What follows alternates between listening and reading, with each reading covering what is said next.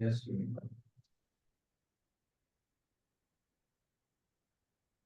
अरे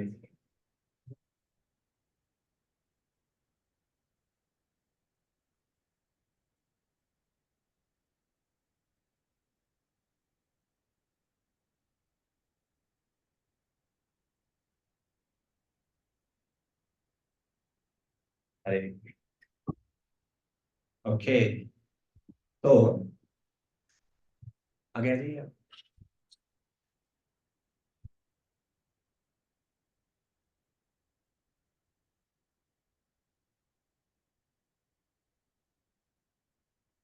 तो ऑनलाइन सभी को आवाज आ रही है ना? Online I am audible, right? आ यस रही है, आ यस। रही है।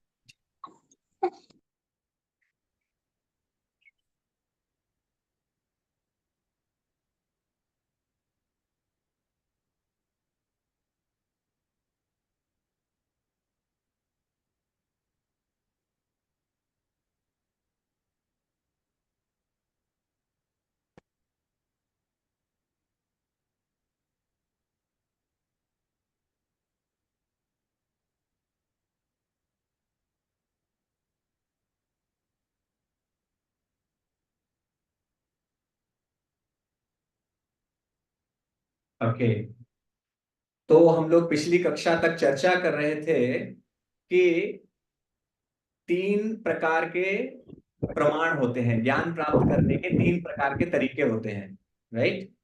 तो आप सभी लोग थे तो तीन प्रकार के तरीके तो याद हो गए होंगे अब तक, राइट? या भूल गए? कौन कौन से तरीके हैं? प्रत्यक्ष प्रमाण, अनुमान प्रमाण, शब्द प्रमाण। यस, तो प्रत्यक्ष प्रमाण जो है वो इस प्रकार का नॉलेज है जो आप डायरेक्ट सेंस परसेप्शन से प्राप्त करते हैं, अपनी इंद्रियों के माध्यम से सीधा प्राप्त करते हैं। अनुमान प्रमाण वो है जो हम गेस वर्किंग करके लेते हैं। तो साइंटिफिक थ्योरीज जितनी आप लोग जो लोग नहीं थे, आपने वो पिछला वाला रिकॉर्डिंग सुना? नहीं? ठीक है, तो थोड़ा सा ब्रीफ में बता देता हूं कि जो प्रत्यक्ष प्रमाण में चार प्रकार की मिस्टेक हो सकती हैं। पहला, प्रत्यक्ष प्रमाण हम इंद्रियों से प्राप्त करते हैं तो उसमें चार प्रकार की मिस्टेक हो सकती हैं। क्या मिस्टेक हो सकती हैं? नंबर वन क्या है? Imperfect senses. हमारी जो इंद्रियां हैं वो इम्परफेक्ट हैं, और जब इम्परफेक्ट इंद्रियां होती हैं तो क्या प्रॉब्लम आ जाती है? प्लीज इंक्रीज वॉल्यूम, वॉल्यूम बढ़ा। नंबर टू, हाँ। हरे कृष्ण, हरे कृष्ण, थोड़ा सा हरे कृष्ण। ओके, तो दूसरी जो समस्या है, जब हमारे इम्परफेक्ट सेंसेस होते हैं तो हम क्या हो जाता है हमारे साथ? हाँ, गलतियां नहीं, गलतियों से पहले कुछ होता है। गलती से पहले, गलती कब होती है? जब हम भ्रम में पड़ जाते हैं, इल्यूजन में पड़ जाते हैं। और जब भ्रम में पड़ जाते हैं तब हमसे गलतियां हो जाती हैं, नंबर थ्री। और जब गलती हो जाती है तो हमारी टेंडेंसी है कि हम अपनी गलती को छुपाने की कोशिश करते हैं। तो हमने देखा, इसलिए जो प्रत्यक्ष प्रमाण है, अर्थात जो ज्ञान प्राप्त करने का तरीका है जिससे आप डायरेक्ट सेंस परसेप्शन से ज्ञान प्राप्त करते हैं, डायरेक्ट अपनी इंद्रियों के माध्यम से, अपनी आंखों से, कानों से, अपने जिह्वा से, अपनी स्किन से, इन सब इंद्रियों के माध्यम से जो ज्ञान प्राप्त करते हैं वो इम्परफेक्ट है। जो दूसरा है वो है अनुमान प्रमाण। अनुमान प्रमाण इज बेस्ड ऑन, जो ज्यादातर साइंटिफिक थ्योरीज हैं वो अनुमान प्रमाण पर आधारित हैं, क्योंकि उसमें गेस वर्क किया जाता है। जैसे कि हमने एग्जाम्पल दिया था, डार्विन का एग्जाम्पल दिया था, हमने एग्जाम्पल दिया था कि एटम की कितनी थ्योरीज आ चुकी हैं। पहले जो है डाल्टन ने कहा कि एटम को तोड़ा नहीं जा सकता, फिर बाद में रदरफोर्ड की थ्योरी आई कि तोड़ा जा सकता है, और बहुत सारी थ्योरीज उसके बाद आई हैं। तो हम देखते हैं कि साइंटिफिक जो एक्सपेरिमेंट, साइंटिफिक जो नॉलेज है वो गेस वर्किंग के माध्यम से बहुत सारे फील्ड्स में होती है, बढ़ाई जाती है, लेकिन वो भी इम्परफेक्ट है। क्यों इम्परफेक्ट है? क्योंकि वो चेंज हो रही है अगेन एंड अगेन। आप देख रहे हैं साइंटिस्ट को भी अपनी थ्योरी बदलनी पड़ रही है। डार्विन थ्योरी आज तक प्रूव नहीं हुई है, बिग बैंग थ्योरी आज तक प्रूव नहीं हुई है, तो बहुत सारी थ्योरीज हैं जो स्टिल थ्योरी हैं, उनको लॉ नहीं कहा जा सकता, क्योंकि उनको अभी तक प्रूव नहीं किया गया है। तो इस प्रकार से ये भी imperfect way of gaining knowledge है। तीसरा है शब्द प्रमाण, जिसके बारे में हम आज चर्चा करेंगे। तो शब्द प्रमाण सिंपल है, सुनना सुनना, जो अभी हम सब लोग कर रहे हैं, जो हमने, जब मैंने अपने गुरु से सुना, वही चीज मैं आज आप लोगों को बता रहा हूं। तो क्या है, मैंने शब्द प्रमाण में ज्ञान प्राप्त किया, आपको शब्द प्रमाण से मैं बता रहा हूं। तो शब्द प्रमाण सिंपल है। दो प्रकार के तरीके होते हैं, इंडक्टिव और डिडक्टिव। इंडक्टिव जहां पर आप खुद एक्सपेरिमेंट करके सब कुछ पता करना चाहते हैं, वो इंडक्टिव तरीका है। अब फॉर एग्जाम्पल, अगर किसी बच्चे से पूछा जाए, या किसी बच्चे को पता करना हो कि इस संसार में मेरा पिता कौन है, तो क्या क्या तरीके हो सकते हैं इस सीक्रेट को पता करने के? DNA test. तो डीएनए टेस्ट कितने लोगों का करेंगे? अगर उसको पता नहीं है मेरे पिता कौन है, तो कितने लोगों का डीएनए टेस्ट करना पड़ेगा? जितनी पॉपुलेशन है उसका आधा तो कम से कम चाहिए। और जितनी पॉपुलेशन, अभी कितनी पॉपुलेशन है? 800 करोड़ समथिंग टोटल। नहीं, टोटल दुनिया में 800 करोड़ के ऊपर होगी, 800। तो आपको पूरा सबका 400 करोड़ का कम से कम आपको डीएनए टेस्ट करना पड़ेगा। और उसके बाद भी साइंस कहती है कि ऐसे 8 लोग होंगे जिनका डीएनए ऑलमोस्ट सिमिलर टाइप का होगा। तो इस तरीके से आप नहीं पता कर सकते, मुश्किल है, बहुत मुश्किल है, नामुमकिन है। तो सबसे आसान तरीका क्या है? मम्मी से पूछ लो अपने कि मम्मी पापा कौन है, बताओ मुझे। तो मम्मी तुरंत बता देगी, बेटा पापा ही खड़े हैं। तो ये तरीका होता है सिंपल लेमैन टर्म में समझने का कि शब्द प्रमाण क्या है। आज मुझे अगर पता करना है कि मेरे परम पिता कौन है, तो परम पिता पता करने के लिए भी शब्द प्रमाण का तरीका ही आपको आसान है, और सबसे ज्यादा ये ट्रस्ट किया जा सकता है, ट्रस्ट वर्दी सोर्स यही है। और क्यों यह है ये ट्रस्ट वर्दी? क्योंकि जो ज्ञान है वो परंपरा सिस्टम में नीचे आता है। इसको कहते हैं परंपरा। एवं परंपरा प्राप्तम इमं राजर्षयो विदुः सकाले नेह महता योगो नष्टः परंतप। भगवान कृष्ण गीता में अर्जुन को बोल रहे हैं कि ये जो ज्ञान मैं तुमको आज इस कुरुक्षेत्र में खड़ा होकर दे रहा हूं, इस युद्ध क्षेत्र में, ये ज्ञान पहले ही मैंने अनेकों अनेकों वर्षों पहले मैंने ये ज्ञान सूर्यदेव को भी दिया था। तो अर्जुन के मन में वो प्रश्न आया कि सूर्यदेव को दिया था, ऐसे कैसे हो सकता है? आप तो अभी मेरे सामने, तो मेरे साथ ही तो पैदा हुए हैं, फिर आपने ये सूर्यदेव को ज्ञान कैसे दिया था? तो भगवान ने कहा, भगवान ने फिर बताया कि तुम अभी जीवात्मा हो, मैं परमात्मा हूं, तुम्हें याद नहीं है, लेकिन इसी प्रकार से अनेक अनेक जन्म तुम लेते रहे हो, तुम्हें अपने जन्मों के बारे में पता नहीं है, लेकिन मुझे तुम्हारे सारे जन्मों के बारे में पता है। और ये ज्ञान इसीलिए, क्योंकि मैं परम भगवान हूं, इसीलिए मैंने उनको दिया था। और जो परंपरा में प्राप्त हो रहा था, ऊपर से नीचे आ रहा था। लेकिन क्या हुआ? सकाले नेह महता योगो नष्टः। ये जो हो गया, काल के प्रभाव से ये ज्ञान समाप्त हो गया। जैसे कि आपने कुछ कॉर्पोरेट में प्रैक्टिस किया जाता है कि कम्युनिकेशन किस प्रकार से डिस्टॉर्ट हो जाता है। मैं इनके कान में कुछ बोलूंगा, ये आपके कान में कुछ बोलेंगे, आप उनके कान में कुछ बोलेंगे, पूरा लास्ट होते हुए यहां से मेरे कान में जो आएगा वो पूरा चेंज हो जाएगा। आप वीडियो देखेंगे यूट्यूब पे, बहुत सारे आपको वीडियो मिलेंगे जहां पर ज्ञान इस प्रकार से एक कान से दिया गया, अनेक कानों से होता हुआ वो नष्ट होके आ गया। तो भगवान क्या कह रहे हैं? भगवान कह रहे यही हुआ, फिल्टर हो के इतना फिल्टर हो गया कि एक्चुअल ज्ञान बचा ही नहीं। तो इसीलिए मुझे पुनः आना पड़ता है, इसीलिए मैं बार बार आता हूं, ताकि ये जो ज्ञान नष्ट हो गया है ये भी मुझे देना है।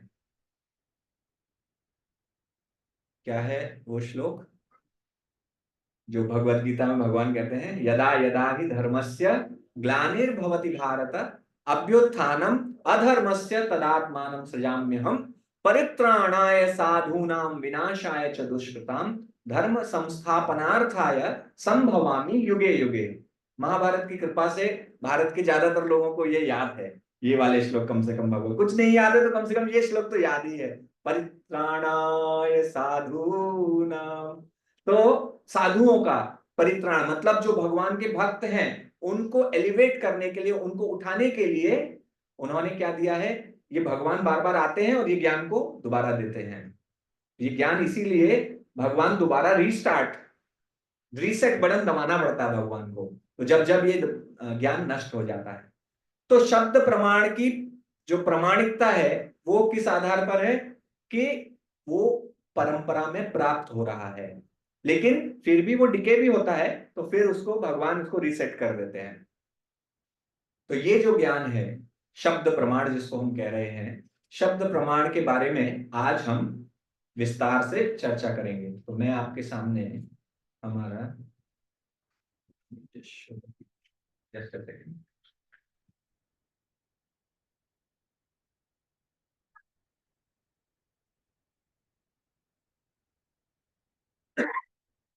Okay.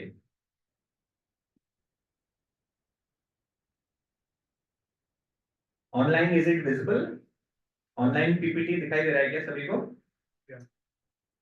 ऑनलाइन वाले ऑनलाइन दिख रहा है क्या? नहीं।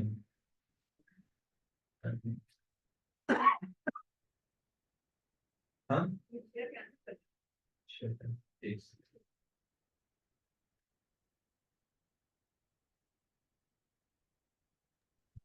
नहीं आया, नहीं है ना? ओके। अच्छा, विवेकानंद बोला दिखाई दे रहा है? अच्छा, ये शेयर। ओके, अभी आया, अभी आ दिख रहा गया। है? तो ये है शब्द प्रमाण, hearing from a bonafide authority.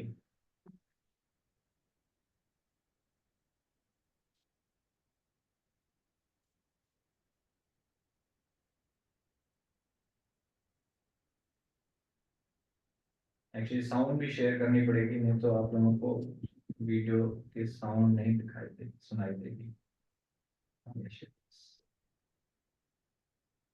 Share sound.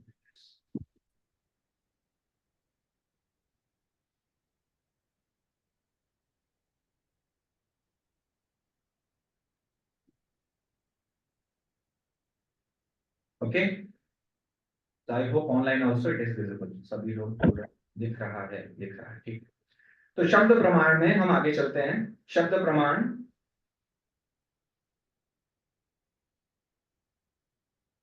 एवं परंपरा प्राप्तम इमं राजर्षयो विदुः। भगवान कहते हैं कि जैसे परंपरा में ज्ञान प्राप्त होता है उसको शब्द प्रमाण कहा जाता है। तो अगर आप किसी साइंस की लेबोरेटरी में गए और वहां पर आपको दिखाई दिया कि एक लेमन रखा हुआ है और बगल में बीकर रखा हुआ है, उसमें लेमन जूस भरा हुआ है, तो आपने जो है सोचा कि बढ़िया है, लेमन जूस मिल गया लैब में रखा हुआ, तो क्यों ना ये लेमन जूस पी लिया जाए, लेमन तो बगल में रखा है तो मतलब लेमन जूस ही होगा इसमें। तो आपको प्यास लगी, लेकिन आपने सोचा चलो फिर भी टीचर से पूछ लेते हैं। तो टीचर से जब आपने पूछा तो टीचर ने बोला कि भैया इसको छूना नहीं, तुम्हारे जो है जीभ में छेद हो जाएगा अगर तुमने इसको छू लिया, इसको पी लिया। तो उन्होंने बोला कि एसिड जो है, मैं अपना लंच खा रहा था तो बगल में एसिड रखा था, और कभी मुझे भूख, लंच का टाइम हो गया तो मैंने एसिड को किनारे कर दिया और लंच बॉक्स वहीं पर खोल दिया और खाना खाने लगा। तो मेरी वाइफ ने नींबू रखा था, वही निचोड़ के मैंने बगल में रख दिया अपनी सब्जी में। तो उसने कहा कि ये तो अच्छा हुआ कि मैंने आपसे पूछ लिया।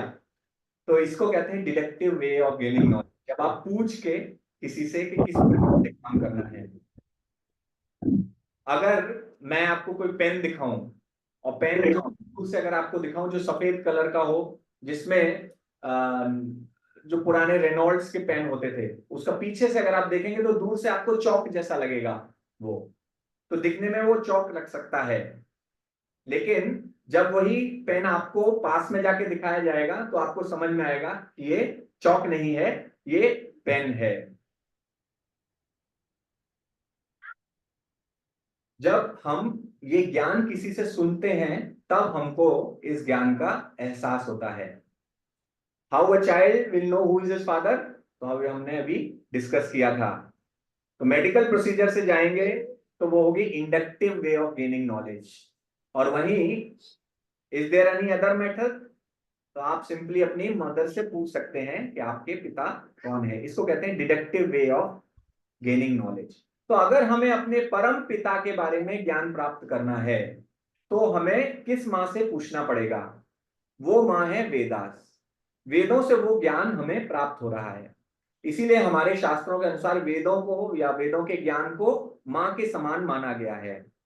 भगवान को परम पिता कहा गया है क्योंकि उनके बारे में ज्ञान हमें वेद दे रहे हैं, इसलिए वो हमारी मां है। तो Vedas can give God knowledge, not just general knowledge. और वेदों का जो ज्ञान है वो कभी बदलता The नहीं है। Vedas, however, are not as तो अभी हम एक वीडियो देखेंगे जिसमें वेदों के बारे में हमें बताया गया है। well known for presenting historical and scientific knowledge as they are for expounding subtle sciences such as the power of mantras. We all recognize the power of sound itself by its effects, which can be quite dramatic. Here, a high-pitched frequency shatters a drinking glass. So, we can easily understand that loud sounds can produce substantial reactions. It is commonly believed that mantras can carry hidden power, which can in turn produce profound effects. The ancient Vedic literatures are full of descriptions of weapons being called by mantra. For example, many weapons were invoked by mantra during the epic Kurukshetra war, wherein the Bhagavad Gita itself was spoken.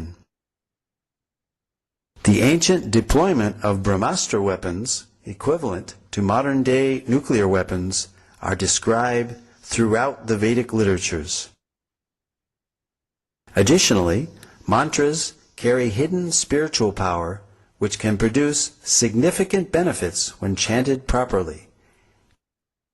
Indeed, the Vedas themselves are sound vibrations in literary form and carry a profound message. तो वेद का मतलब क्या है? किसी को पता है वेद का क्या मतलब होता है? एनीबॉडी नोज वेद? आप पता है बस। वेद के अर्थ भी है। संस्कृत शब्द वेद का अर्थ है नॉलेज। वेद का अर्थ है नॉलेज, ज्ञान। तो वेदों में हमें ज्ञान दिया गया है। अब वेदों में जो ज्ञान दिया गया है, अभी हमने देखा कि साउंड में कितनी पावर होती है। तो आपने भी ये एक्सपेरिमेंट ये भी सुना होगा, जब साउंड बहुत ज्यादा होती है तो कांच के गिलास को साउंड से तोड़ा जा सकता है। Sound has lot of powers. कुछ हीलिंग टेक्निक्स होती हैं जिनमें साउंड का उपयोग करके जल को अभिमंत्रित किया जाता है, एम्पावर्ड, या वो जल को शक्ति दी जाती है साउंड के माध्यम से। एंड साउंड के बहुत सारे आपने एक्सपेरिमेंट सुने होंगे, जो आपने आजकल तो यूट्यूब वीडियोस और रील्स में बहुत सारे लोग साउंड की पावर की वीडियोस हमने देखे हैं कि कोई सरफेस है जहां पर नीचे म्यूजिक बजाया जा रहा है, उस सरफेस के ऊपर सैंड पार्टिकल्स रखे हुए हैं, और जब नीचे से म्यूजिक बजता है तो वो जो सरफेस है वो वाइब्रेट करता है। बट वो म्यूजिक की पावर से जो फॉर्मेशंस बनते हैं, जो अलग अलग आकृतियां बनती हैं उस सैंड की, वो ब्यूटीफुल स्ट्रक्चर्ड होती हैं। आप वो सर्च कर सकते हैं यूट्यूब पे, पावर ऑफ साउंड में आपको वो वीडियोस मिल जाएंगे। तो साउंड की बहुत पावर होती है। इसीलिए हमारे वेदों में शब्द, इवन ब्रह्म, जो भगवान का जो इस सृष्टि की शुरुआत हुई है वो भी कहां से हुई है? शब्द से हुई है। वो शब्द क्या है? ओम। तो शब्द के माध्यम से ही इस सृष्टि की शुरुआत हुई है। तो भगवान स्वयं को भगवत गीता में बताते हैं कि शब्द ब्रह्म जो ओमकार है वो भी मैं हूं। भगवान कृष्ण ने ये कहा है। तो हमें ये समझने की जरूरत है कि जो पावर ऑफ साउंड है वो किस प्रकार से हम अपने फेवर में, अपने लिए यूटिलाइज कर सकते हैं। जिस प्रकार से शब्द पानी को शक्ति प्रदान कर सकता है, शब्दों के माध्यम से विभिन्न अलग अलग आकृतियां आती हैं, तो उसी शब्द के कारण हमारे हृदय या हमारे मन में भी परिवर्तन होते हैं। तो क्या कहते हैं कि दांत जो हैं 32 होते हैं, राइट, और जीभ एक होती है, लेकिन एक जीभ क्या कर सकती है, 32 के 32 दांत तोड़वा सकती है आपके। कैसे तोड़वा सकती है? आपके शब्दों से। अगर आपके मुंह से गलत शब्द निकलेंगे तो वो 32 के 32 दांत टूट भी सकते हैं। जैसे मेरे पिताजी बताते थे कि एक गांव में, उनके गांव में एक पहलवान थे। तो गांव में कुश्ती पहले होती थी, तो वो पहलवान जो थे उनके पास हमारे एक बाबा थे, हमारे grandfather, one of the grandfathers. हमारे एक बाबा गए और उन्होंने उस पहलवान जी को चुनौती दी। तो चुनौती दी, उन्होंने चुनौती नहीं दी, वो देख रहे थे, पहलवान जी की कुश्ती चल रही थी। तो पहलवान जी की कुश्ती जैसे खत्म हुई तो वे पहलवान हार गए कुश्ती में बुरी तरीके से। तो बाबा जी जो हमारे खड़े थे, उन्होंने पीछे से आवाज निकाल दी, "ऊ", उन्होंने साउंड निकाल दी चिढ़ाने के लिए। और फिर उन पहलवान जी ने जो उनको धोया है, बहुत बहुत पिटाई की। तो पिताजी मेरे इसलिए बताते हैं क्योंकि मैं भी ये सब आवाजें निकालता रहता था बचपन में। बच्चे अलग अलग आवाजें निकालते रहते हैं, तो वो बोलते थे ध्यान रखो, शारीरिक हानि भी हो सकती है। तो इस प्रकार से शब्द जो है हमारा नुकसान भी कर सकते हैं। कहते हैं, अंग्रेजी में एक कहावत, I can tell you how the person is by the company he keeps. तो किस प्रकार का संग वो कर रहा है, किस प्रकार के इसके दोस्त हैं, किस प्रकार का उसका सोशल सर्कल है, अगर ये दिखा दिया जाए तो वो किसी भी व्यक्ति के व्यक्तित्व के बारे में बताया जा सकता है। अगर आपको एक शराबी बनना है तो आप एक शराबी के साथ दोस्ती कर लीजिए, वो आपको शराब के बारे में इतनी अच्छी अच्छी बातें बता देगा कि आपको यह एहसास हो जाएगा कि शराब से बड़ा अमृत कुछ नहीं है। दुख में गम का साथी रम, खुशी में चीयर्स। तो हर मौके के लिए शराब के वो महत्ता आपको बता सकता है। तो ये जो हृदय परिवर्तन है, हार्ट ट्रांसफॉर्मेशन है, वो शब्दों के माध्यम से ही होता है। तो या तो ये शब्दों के माध्यम से निगेटिव हो सकता है या शब्दों के माध्यम से पॉजिटिव हार्ट ट्रांसफॉर्मेशन हो सकता है। तो अगर हम लोग इस शब्द की शक्ति का उपयोग स्वयं को सुधारने के लिए करेंगे तो ना केवल हमारा फायदा होगा बल्कि हमसे जुड़े सभी लोगों का फायदा होगा। Garbage in garbage out, GIGO principle है। Garbage in garbage out, good in good out. जो चीज पहले जाएगी वही निकलेगी। तो अगर हमारे दिमाग में कचरा भर रहा है गलत लोगों के संग से, जो हमें निगेटिविटीज ही बात करते हैं हमेशा, जो हमेशा दूसरों को क्रिटिसाइज करते हैं, जो हर चीज में कमियां निकालते रहते हैं, आपको अनेक ऐसे लोग मिलते हैं जिनको हर चीज से परेशानी होती है। They are universal critic. आप भी कुछ लोगों को जानते होंगे कि उनके पास बैठ जाओ तो किसी ना किसी की बुराई जरूर करते रहेंगे वो, यूनिवर्सल क्रिटिक। तो क्या हमें ऐसे लोगों का संग करना चाहिए? अब मजबूरी है, मान लो आपकी सास ही ऐसी है, अब फोन पे अगर आपने बात करना शुरू की, या आपकी बहू ऐसी है, मैं किसी से बायस नहीं हूं, कोई यहाँ सास बहू का वो नहीं स्टार्ट करना चाहता, लेकिन कोई भी हो सकता है, आपका मित्र हो सकता है, आपके खुद के मम्मी हो सकते हैं, पापा हो सकते हैं, कोई भी हो सकता है। हाँ, पत्नी हो सकती है, पति भी हो सकता है, बिल्कुल। तो किस, अब आप इनका संग तो आप बचा नहीं सकते, तो उसको क्या करना है, आप जब खुद पॉजिटिवली चेंज होने की कोशिश करेंगे, किसी सत्संग में बैठकर भगवत गीता के ज्ञान को सुनकर, जब आप स्वयं कोशिश करेंगे तब आप दूसरों को भी इन्फ्लुएंस कर सकते हैं। तो कबड्डी के खेल में क्या होता है, आप अपने पाले से दूसरे के पाले में जाते हैं और आप बोलते जाते हैं कबड्डी कबड्डी कबड्डी कबड्डी कबड्डी कबड्डी कबड्डी। अब कबड्डी कबड्डी बोलते हुए आपने 2-4 लोगों को हाथ मार दिया और भाग के आने लगे, तो किसी ने आपकी टांग पकड़ लिया और खींच लिया। अब आपके अंदर शक्ति है तो आप उसको खींच के इस पाले में ला सकते हैं, और उनके अंदर शक्ति है तो वो आपको खींच के अपने पाले में ले जा सकते हैं। तो क्या है कि वो शक्ति हमें डेवलप करना है कि हम कबड्डी कबड्डी बोल के जाएं और उस पाले के लोग को उठा के अपने पाले में लेके आ जाएं। तब हम कबड्डी का, तब हम शब्द का उपयोग कर सकते हो। ये शब्द की महत्ता है कि आप जब खुद को अच्छे शब्दों के माध्यम से, इसीलिए हम लोग हरे कृष्ण महामंत्र का जप करते हैं। हरे कृष्णा कृष्णा कृष्णा हरे हरे, हरे राम राम राम हरे हरे। ये हरे कृष्ण महामंत्र क्या है? हरे कृष्ण महामंत्र हमारे मन को, मनस्त्रायते इति मंत्र, मंत्र का संस्कृत में अर्थ होता है कि मन को जो ठीक करे, जो मन का उद्धार करे, जो मन को उठाए ऊपर, वो है मंत्र। तो मन के अंदर ही सारी परेशानियां हैं। मन के अंदर काम है, क्रोध है, मद है, लोभ है, मोह है, ईर्ष्या है। ये 6 अनर्थ से हमारा मन भरा हुआ है। और जब हम हरे कृष्ण महामंत्र का जप करते हैं तो ये मंत्र की शक्ति जो आपने देखी, शब्द में जो शक्ति होती है, उस शक्ति से हमारा मन धीरे धीरे परिवर्तित होने लगता है। तो हम एसोसिएशन, अच्छा एसोसिएशन करें नंबर 1, क्योंकि उससे क्या होगा, आपके कानों में जो इनपुट जाएगा वो अच्छा जाएगा, वो भी शब्द है। और जो बुरे हैं, मतलब जो गलत बातें करते हैं, जो नेगेटिव बातें करते हैं, हमारे एक आचार्य हैं रूप गोस्वामी, वो कहते हैं उत्साहात निश्चयात धैर्यात तत्तत् कर्म प्रवर्तनात् संग त्यागात सतो वृत्ते षड्वीर भक्तिर प्रसिद्ध्यति। यानी 6 तरीके हैं जिनसे आपकी भक्ति बढ़ती है, जिनसे आपकी पॉजिटिविटी बढ़ती है। क्या है? उत्साह, निश्चय, धैर्य, ये तो है। उसके बाद संग त्यागात, संग का त्याग करना, जो कुसंग है, संग का मतलब सत्संग का नहीं, कुसंग का त्याग करना। सतो वृत्ते, सतो मतलब गुड, जो सेंटली लोग हैं उनका एसोसिएशन लेना, तब आपके अंदर पॉजिटिविटी आएगी।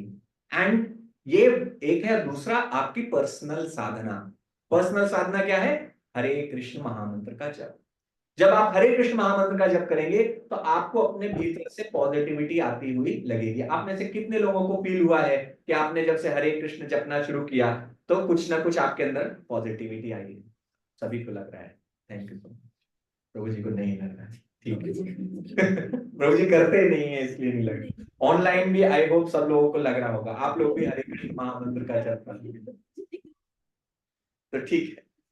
तो इस प्रकार से शब्द के माध्यम से हम अपने अस्तित्व को शुद्ध कर सकते हैं। अभी हम आगे चलते हैं। I will show you. आज के इसमें काफी वीडियोस हैं। द वैदिक प्रोसेस ऑफ लर्निंग, कि वैदिक तरीका क्या है ज्ञान को प्राप्त करने का। आप कैसे जाते हैं? जब आपको अपने कुछ भी बीटेक की डिग्री प्राप्त करनी थी तो आप कहाँ गए? इंजीनियरिंग कॉलेज गए। आपको कोई भी डिग्री प्राप्त करनी थी, आप कॉलेज गए। तो इसको बोलते हैं परंपरा सिस्टम। तो हमारे आध्यात्मिक क्षेत्र में भी परंपरा सिस्टम होता है, उनको बोलते हैं संप्रदाय। तो 4 प्रकार के जो ऑथेंटिक बोनाफाइड संप्रदाय बताए गए हैं, जो ऑथराइज्ड हैं, वो हमारे शास्त्रों में बताया गया है। और प्रोफेसर होते हैं, हमारे टीचर जो होते हैं कॉलेज में, उनको आप तुलना कीजिए गुरु के साथ। तो आध्यात्मिक जीवन में गुरु होते हैं, इसी प्रकार से कॉलेज में प्रोफेसर्स होते थे। जो बुक्स होती थी हमारे कॉलेज में, जैसे हमारे कॉलेज में बुक्स होती थी, इसी प्रकार से आध्यात्मिक जीवन के लिए हमारे पास क्या है? शास्त्र हैं, वेद हैं, पुराण है, गीता है, भागवत है, ये सारे शास्त्र हैं। अब एक और वीडियो देखते हैं। Advance knowledge in the Vedas. University of California at Irvine, April 2017. आवाज नहीं रही, माइक लगा देता हूं। Aerospace engineer Travis Taylor has obtained a model of an aircraft whose design specifications are based solely on information gleaned from ancient Indian texts that are believed to have been formally set to writing in 500 BC. He is going to subject it to wind tunnel analysis to determine if it is a viable flying machine. The aircraft model created using details garnered from the ancient Indian texts has proven to be flight-worthy. Is it possible that by studying the ancient Indian texts, we may be able to recreate advanced technology that existed thousands of years ago in India? Ancient astronaut theorists suggest that the texts may also contain details for advanced spacecraft. तो ये आपने देखा कि विमान शास्त्र हमारे शास्त्रों में वर्णित है, इसके ऊपर साइंटिफिक रिसर्च हो रही है कि विमान शास्त्र में उन्होंने मॉडल बना के देखा, उसके अकॉर्डिंग वो मॉडल भी फ्लोट कर सकता है, हवा में उड़ सकता है, तो इस पर फर्दर रिसर्च हो रही है। तो वाई मैं ये वीडियो आपको क्यों दिखा रहा हूं? इस वीडियो को दिखाने का क्या उद्देश्य है? एंटरटेनमेंट है। एंटरटेनमेंट का सोने की हाल है, नींद भी आने लग सकती है। इसके अलावा क्यों दिखा रहा हूं मैं?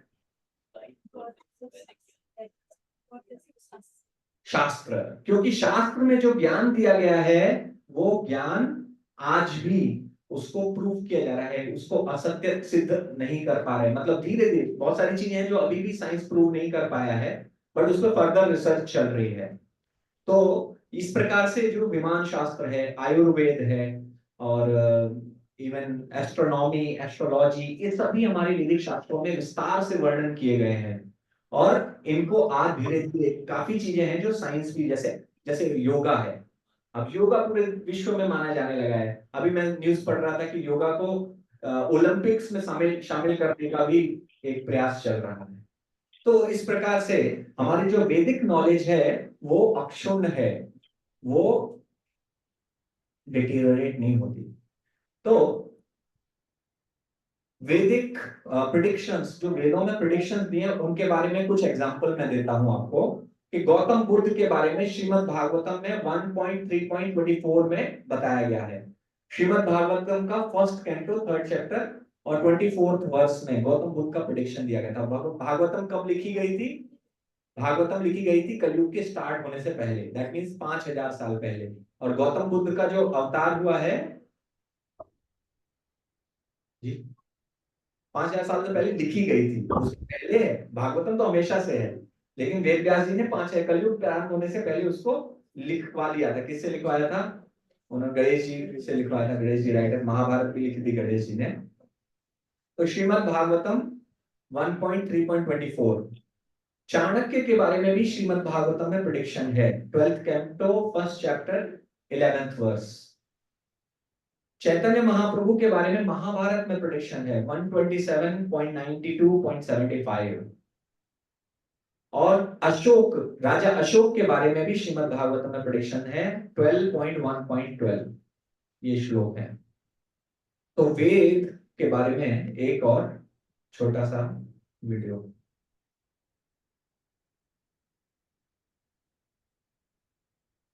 लेकिन ये जो है कि किस प्रकार से जो वैदिक ज्ञान है वो हमसे छीन लिया गया, किस प्रकार से हमारे देश में जो हमारे देशवासी, उनकी श्रद्धा कैसे सिस्टमेटिकली डिस्ट्रॉय की गई वैदिक ज्ञान से। Early Indologists wished to control and convert the followers of Vedic culture. Therefore, they widely propagated that the Vedas were simply mythology.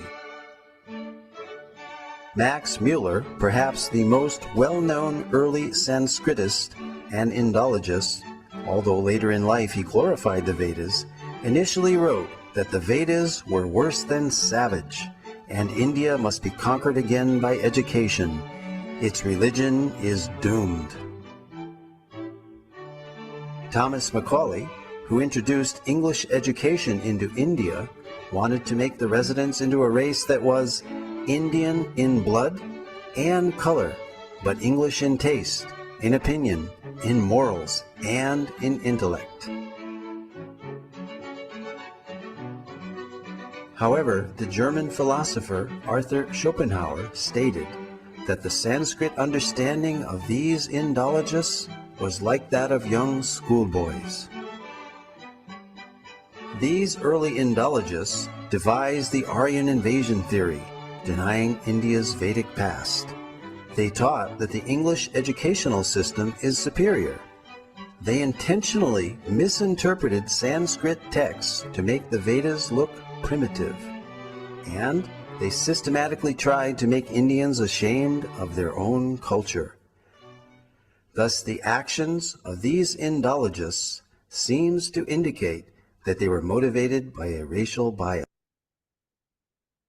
तो ऐसा न केवल इंडिया में हुआ, जितने भी देशों पर अंग्रेजों ने कब्जा किया, वहां की संस्कृति को उन्होंने पूरी तरीके से नष्ट किया।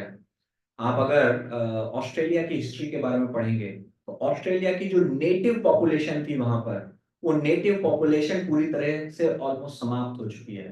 कोई नहीं बचा उनकी पॉपुलेशन का। इसी प्रकार से यूएस का जो नेटिव अमेरिकन थे, वो लोग भी अब बहुत कम ही बचे हैं। मतलब वो उनका बिल्कुल ही जो पूरा रेशियल है, जो डेमोग्राफी है, वो पूरी चेंज हो चुकी है।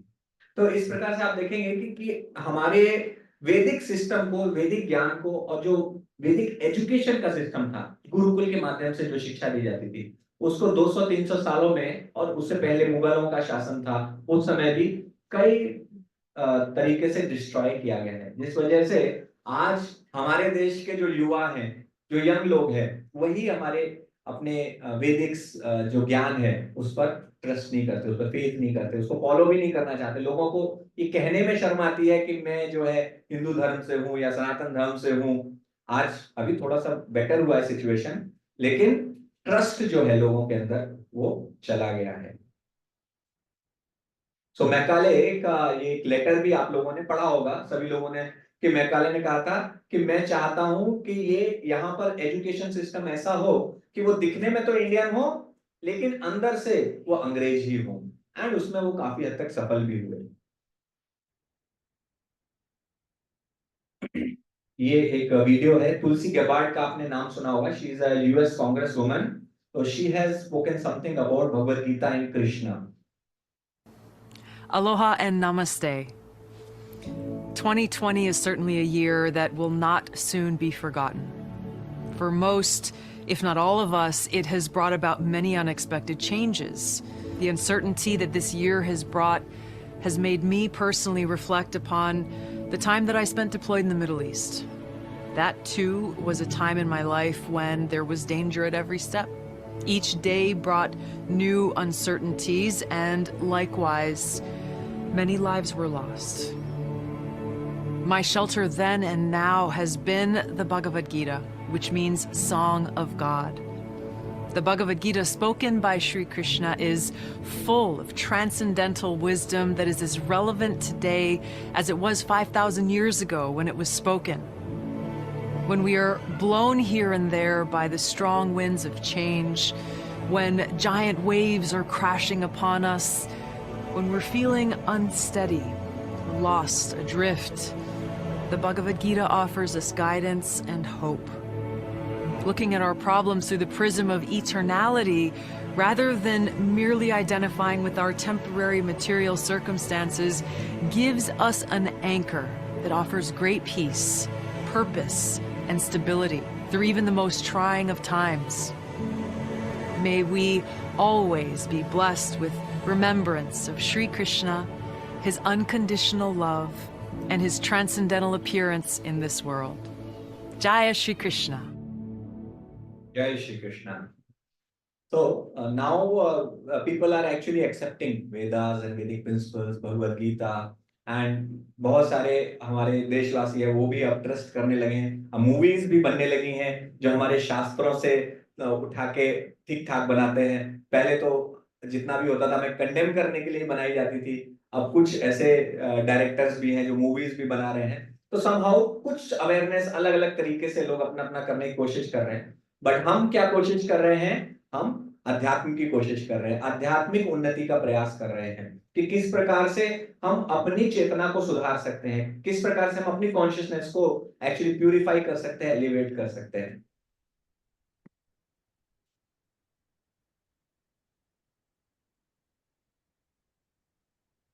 नाउ समटाइम्स पीपल से कि आपके वेदों में बहुत सारी ऐसी चीजें हैं जिनको आप प्रूव नहीं कर सकते। बहुत सारी चीजें ऐसी हैं वेदों में लिखी हुई हैं, अब आप कैसे इसको एक्सेप्ट कर रहे हैं?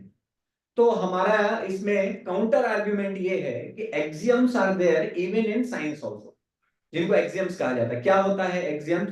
कि बहुत सारे ऐसे काल्पनिक पैरामीटर्स हैं जिनको हम एक्सेप्ट करते हैं। जैसे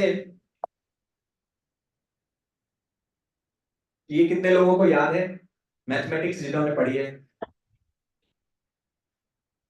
this is definition of the imaginary unit, I is root of -1।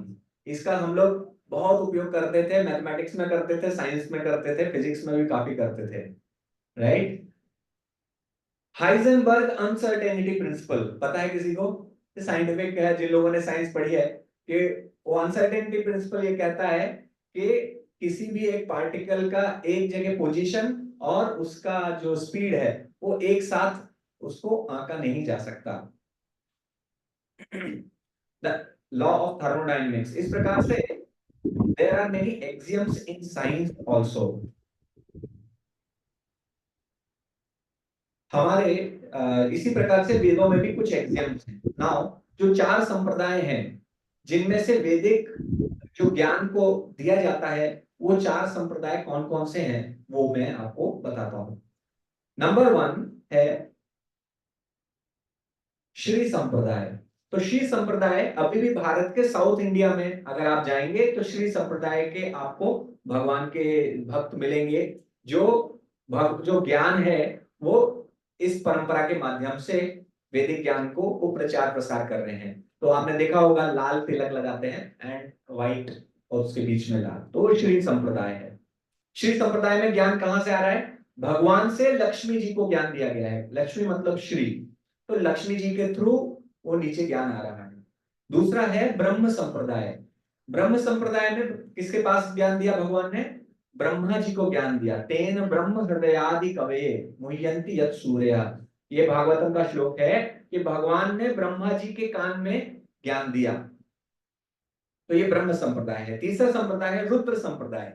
तो रुद्र संप्रदाय में शिव जी के माध्यम से ज्ञान प्राप्त हो रहा है। और चौथा संप्रदाय है कुमार संप्रदाय। तो कुमार संप्रदाय में चतुष कुमारों का आपने नाम सुना है? 4 कुमार, सनक, सनंदन, सनत, सनातन। ये 4 कुमार हैं जो ब्रह्मा जी के जो पुत्र हैं, और इन्होंने एटर्निटी के लिए बाल रूप रखना ही स्वीकार किया है। तो इनके जो संप्रदाय है वो कुमार संप्रदाय कहलाता है। और भगवान से ज्ञान कुमार को चतुष कुमार कहते हैं इनको। इन 4 कुमार को ज्ञान प्राप्त हुआ है और इस परंपरा में नीचे वो ज्ञान आ रहा है। और हर संप्रदाय के एक एक आचार्य हुए हैं, जो प्रोमिनेंट जो आचार्य हैं, जिन्होंने इस ज्ञान को पूरे विश्व में प्रचार प्रसार किया। जैसे रामानुजाचार्य श्री संप्रदाय में थे, तो आप लोगों ने नाम सुना होगा रामानुजाचार्य का। और मध्वाचार्य ब्रह्म संप्रदाय, विष्णु स्वामी रुद्र संप्रदाय, और निम्बार्क स्वामी कुमार संप्रदाय। ये 4 आचार्य हैं। तो हम इस्कॉन किस परंपरा में आता है, किसी को पता है?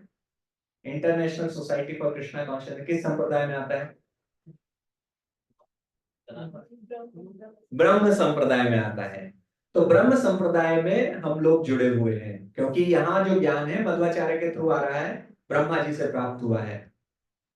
तो हम कभी कभी इसको ब्रह्म मध्व गौड़ीय गुरु शिष्य परंपरा भी कहते हैं। हाँ, तो ब्रह्म मध्व मतलब मध्वाचार्य, और गौड़ीय मतलब ये गौड़ देश, जो यहाँ का क्षेत्र है, इसको गौड़ देश कहा जाता है। तो गौड़ीय परंपरा में ये ज्ञान प्राप्त आ रहा है, हाँ, मतलब हमें प्राप्त हो रहा है। तेने ब्रह्म हृदय आदि कवये, भागवतम में कहते हैं, द वैदिक knowledge was revealed by the supreme person with in the heart of the first created being Brahma.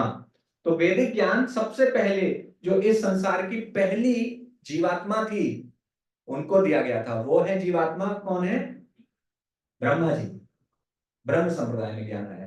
तो ब्रह्मा जी हैं जिनके कितने सिर हैं? 3, 4 सिर होते हैं ब्रह्मा जी के। तो 4 heads represents 4 directions। तो 4 सिर वाले ब्रह्मा है। और इस प्रकार से अनेक अनेक ब्रह्मा है, अनेक ब्रह्मांड हैं, और हर ब्रह्मांड में एक ब्रह्मा है। और उस ब्रह्मांड का जितना साइज है उसी के हिसाब से उनके नंबर ऑफ हेड्स होते हैं।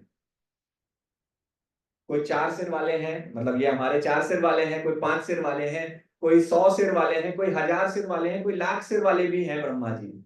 ऐसा आप भागवतम पढ़ेंगे तब आपको पता चलेगा कि ये हमारे इतना ज्ञान हमारे उसमें दिया गया है।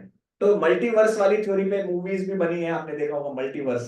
तो this multiverse is not a new concept, कोई नया कंसेप्ट नहीं। मल्टीवर्स थ्योरी इज एक्चुअली हमारी जो वैदिक विजडम है, वैदिक ज्ञान है, उसमें मल्टीवर्स थ्योरी है। So Vedic wisdom came down in disciplic succession through a chain of gurus from the beginning of the creation. We haven't got to manufacture something. We simply repeat the words and the instruction given by the predecessor.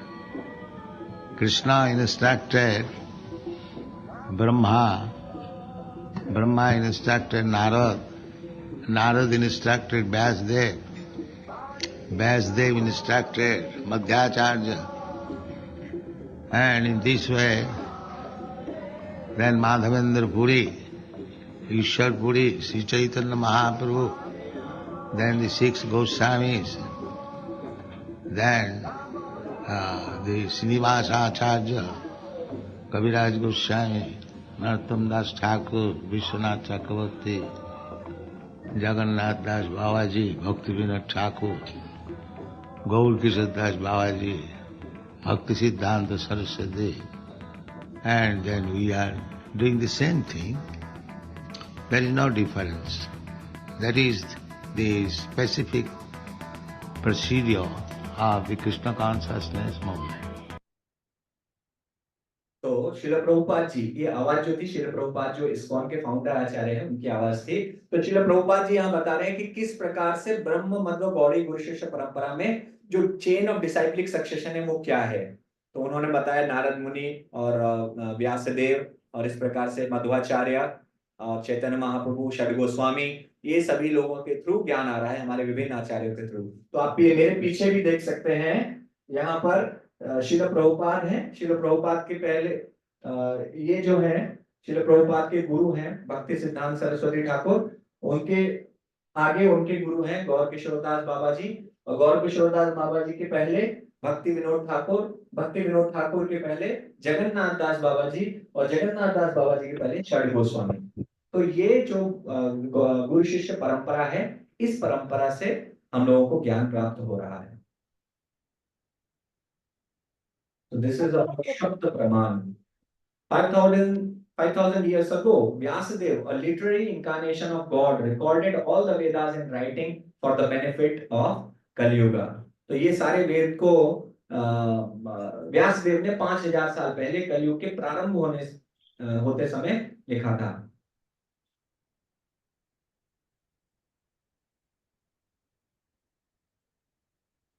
वैदिक knowledge में आप में से किसी को पता हो तो श्रुति और स्मृति 2 शाखाएं मानी जाती हैं। श्रुति मतलब जिनको सुन के प्राप्त किया जाता है, स्मृति मतलब स्मरण के माध्यम से जिनको याद रखा जाता है। और इसमें आपको अनेक अनेक ब्रांचेस मिलेंगे। स्मृति के अंदर आते हैं अनुष्ठान सूत्र, तंत्र, पंचरात्र, पुराण, इतिहास, षड दर्शन।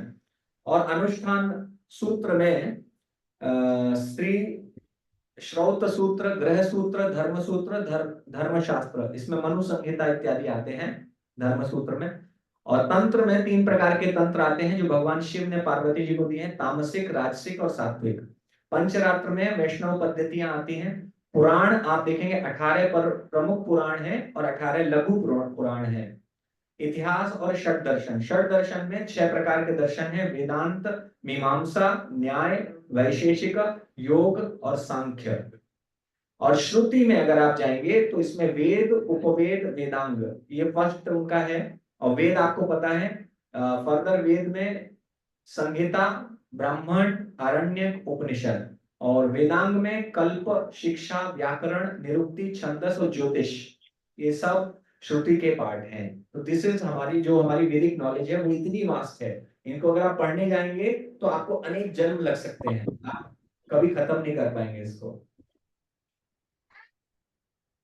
So our teachings are authoritative, pure and safe to accept because they are based on the works of His Divine Grace A.C. Bhaktivedanta Swami Prabhupada, a pure devotee of Lord Krishna, coming in the Brahma Madhva Gaudiya Sampradaya.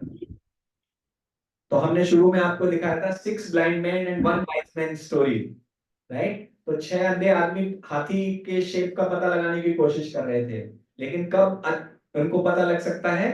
जब कोई व्यक्ति जिसने उसको देखा है वो आता है, जिसकी जिसकी आंखें हैं, जब वो व्यक्ति देखकर बताता है कि हाथी कैसा लगता है, तभी ये लोग वास्तविक ज्ञान प्राप्त कर सकते हैं। तो part truth and full truth.